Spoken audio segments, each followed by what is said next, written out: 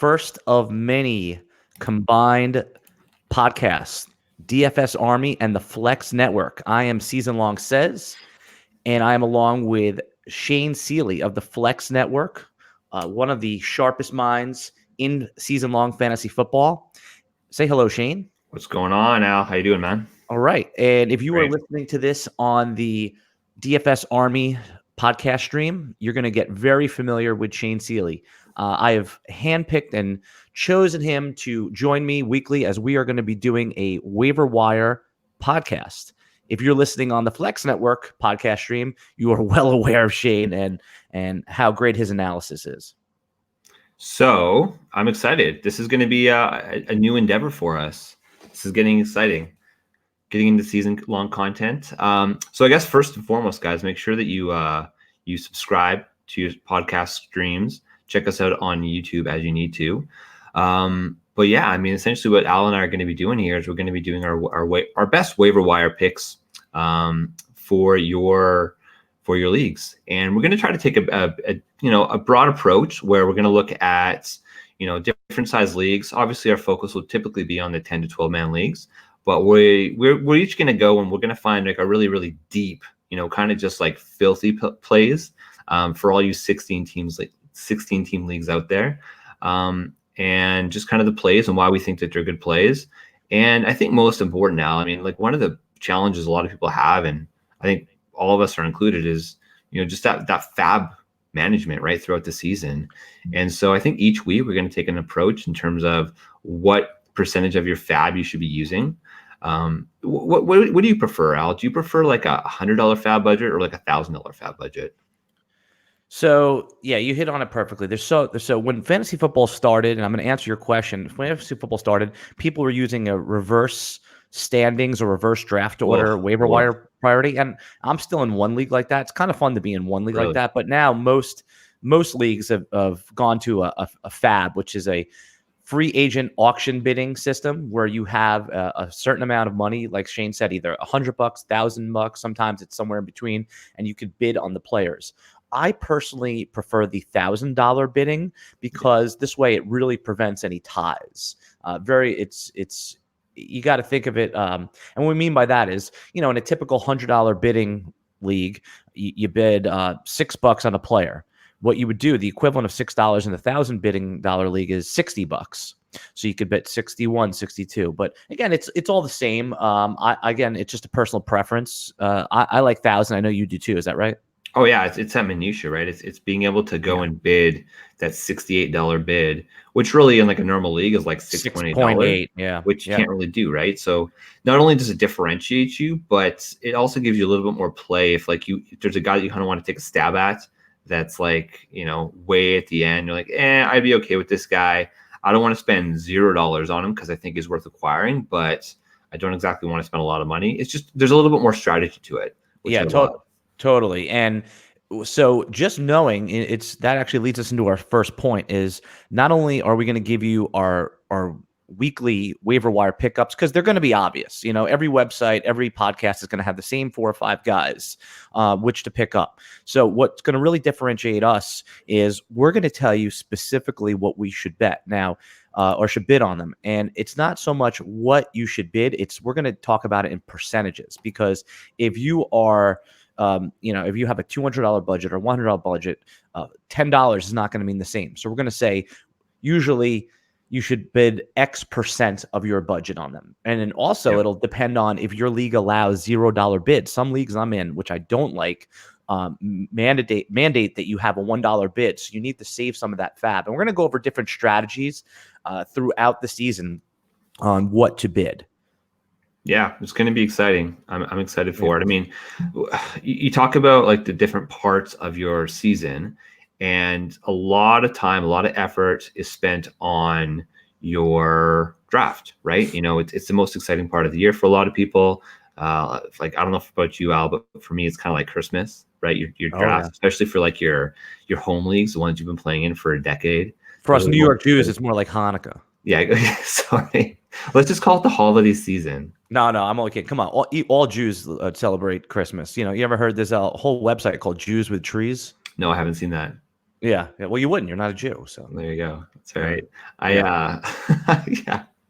Anyways, okay, so I've already offended half of our audience. It's perfect. No, but I mean, the reality of that is like your draft is only part of it's only part of the season, right? It's frankly, I mean, go back and look at your team from last year. If your team resembled even like partially what your draft team was, it means you weren't working hard throughout the season, right? And I think that a big part of it is going to be obviously your decisions every single week that we can probably try to help you with, right? Your top plays, which is going to be one of our shows, our Finding the Flex show or your Flex Finder for those start sit decisions. But a big part of it is what guys do we need to go after, right? I mean, if you went and you got Philip Lindsay early on in the season last year, he was a game changer. He might have helped you get to the playoffs, and frankly, he might have helped you win the playoffs. What about Damian Williams? I mean, every single year, there's guys that come out of nowhere that, if you just decided to bet a couple more dollars, that you would acquire them. And hey, maybe it might have meant the difference between a championship and not a championship. So we'll help you navigate that. Yeah, absolutely. And not only are the top 5 or 6 obvious guys. I mean, the wide receiver who has 8 catches for 80 yards and a touchdown is the obvious pickup. But what we're going to sort of flesh out is how much of that, what is that? Is that real? Is that a mirage? Is that a one-time thing? Should you go all in? I mean, just a quick example would be if an old-time veteran like Randall Cobb has a good week 1. He's on a lot of waiver wires right now. Are you going to empty the kitty for him? Probably not. But if some unexpected young running back gets, a massive 100-yard game and a touchdown, that one might be worth putting a little extra few bucks onto to acquire him. And so, Shane, what would you say? And then we're also, what's more important than those top 5 guys are the bottom 5 guys on our waiver list, where you can pick them up now for $1 or $0 that we're going to try to look ahead 2-3 weeks that might be valuable then. Because I think everyone is on to what the top waiver wire plays are now. So the key is getting a week or 2 ahead. We're going to make this a quick podcast, but what would you say if you could tell the DFS Army and the Flex Network subscribers, what is your 1 or 2 strategies as a general philosophy on the waiver wire when you're using Fab Bucks? Well, I think that at the very start of your season, you can't be afraid to spend all your money early. I wouldn't say all your money, right? But like a big chunk of your money early if it's the right player. And the reason for that is because early on in the season, I mean, if you're going to be acquiring these guys, it just means that, your dollars per games played or dollars per starts on your team, it's going to be, you're going to get a lot more bang for your buck if you're willing to go out and get a star early on, right? I mean, so much of draft season is speculation. It's speculating what this player's role is going to be in this offense, right? Like, so the guy that kind of comes to my mind right now is Darrell Henderson. So a guy like Darrell Henderson, he's being drafted quite highly, but come week 1, if we realize that Todd Gurley's still getting all the touches, I mean, we think that Darrell Henderson's going to get 7 to 10 touches in a game, probably receptions. If that doesn't happen and it's all the Todd Gurley show, it's also about which guys are we willing to drop, right? Yeah, I mean, they're going through that right now with Darwin Thompson. Exactly, with Shady. So it's similar situation where there's guys that you think they're going to have set roles in your offenses. If that doesn't turn out to be the case, then you can go and you can quickly react, because we know that maybe if you want to get a piece of that Rams backfield, you want to snake somebody for a handcuff. Maybe you drop Darrell Henderson for Malcolm Brown because you realize that, hey, in the case of Gurley going down, Malcolm Brown's going to be the handcuff that's gonna roll in there, and so you can drop Darrell Henderson and go pick up Malcolm Brown because you realize neither of them are frankly going to have a week to week impact on your team. So it's sort of ideas like that, and I tend to be a little bit cheap early on, or I have been in the past. And it's always that fear, right? That fear that you're going to miss out on the star waiver wire guy 8 weeks down the line, right? The issue is you don't know when that's going to happen or if that's going to happen. Or maybe there's one guy in your league that never spends his money. So no matter what, at the very end, if you're kind of spending a few bucks here and there, you might not get that guy anyways. So don't be afraid to spend your money early. And don't be afraid to be aggressive on the waiver wire. I mean, if you've been doing as much draft prep as I assume you probably have, it means a lot of these guys' names, right? So when they show out in week 1 and you realize, oh shit, this guy is going to get a pretty good target share, like a Trey Quinn, for example, who knows? Chances are he's not on anybody's teams unless you're in a deep league.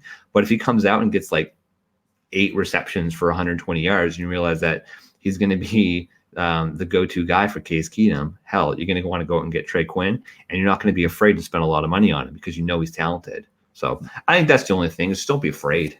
Yeah, I think that's smart. I think you basically took what I think the key strategy is. Don't be afraid to spend, because the fab actually becomes less valuable each week, and there's always going to be a counter punch to that argument. Someone that often say to me, "Well, I got Damian Williams in week 11 last year because I had the most fab." Yep. It certainly did, but you missed out. But you weren't in place to make the playoffs because you hadn't been making the moves all year long. So it cuts both ways. I think over time, definitely, if you have a strong feeling, just go out and get the guy, but don't be frivolous with it. Again, I use the example of a veteran like Randall Cobb. I spent big money on him. He had a big week 1 last year, and I learned a valuable lesson that the veterans sometimes, especially receivers, it's going to be too inconsistent to spend your fab. The other big strategy that I would urge our subscribers and listeners to do is keep the bottom of that roster fluid, meaning don't be afraid to cut a guy you took in the 9th round of your draft just because it's a sunk cost. And you used Henderson as an example. Now he seems right now still to be like a high upside guy. Oh yeah. But I'm saying, let's say you took Darwin Thompson in the 8th or 9th round. I've gotten a lot of Darwin Thompson, should I cut him to pick up Justin Jackson questions? And the answer for me is yes, because it's looking more and more like Melvin Gordon's not going to play. And not to get into the details, this is just a general strategy, but sunk cost is sunk cost. And there's nothing worse than holding on to an asset and not keeping the bottom of that roster fluid just because you spent a high draft pick. You often hear in the real NFL, it doesn't matter when you were drafted. We're all the same here in this camp, and whoever performs the best is going to play. So I think that applies also to fantasy football. Yeah, 100%. I mean, I'm just looking early on. I mean, I've got on one of my teams, I've got T.Y. Hilton as my wide receiver 1, right? So I'm trying to look at some other teams and trying to determine which players I want to go after. And the reality is that, sometimes some of these players like T.Y. Hilton, I mean, the reality is he doesn't have the same value that he used to have, right? So if you're going to go out and say trade a name brand guy like T.Y. Hilton and, I don't know, try to get like a Chris Godwin or something like that, if somebody's willing to make that trade, I would say do it, right? So it's the same principle. It's don't be afraid of what's happened. I mean, at the time of the draft, you had different information, right? Things change. And that's the beauty of fantasy football, is that it changes every single week. Right. There's going to be content for us to talk about every single week. It's going to be exciting, and hell, we're going to sift through all this information and hopefully try to pinpoint you to some week winning / league winning plays. Yeah. And it's going to be exciting.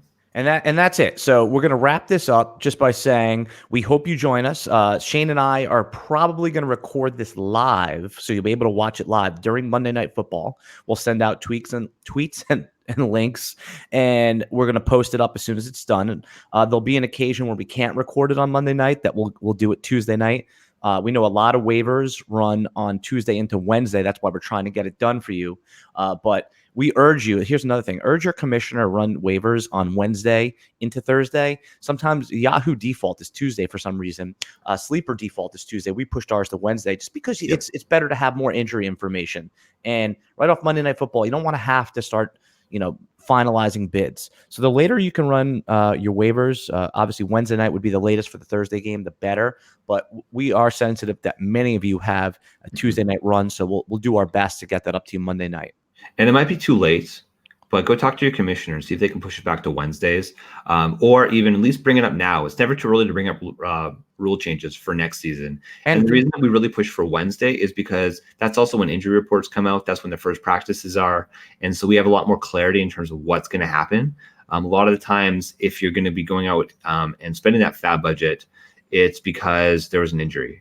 And you're trying to figure out who the handcuff is going to be, or if this guy's actually going to be out for a week, or if he's going to be out for 4 weeks. And the more information you have on the Wednesday, like you says, is that you can just make a better informed decision. Yeah. So play this podcast for your commissioner. That's right. Do it. Yep. All right. Shane Seeley of the Flex Network. Season Long says, Alan Seslowski of DFS Army and the Flex Network. We're going to be doing this combined podcast. Can't wait. I'll talk to you soon, Shane. I'll see you next Monday night for some Monday Night Flex Football. on, baby.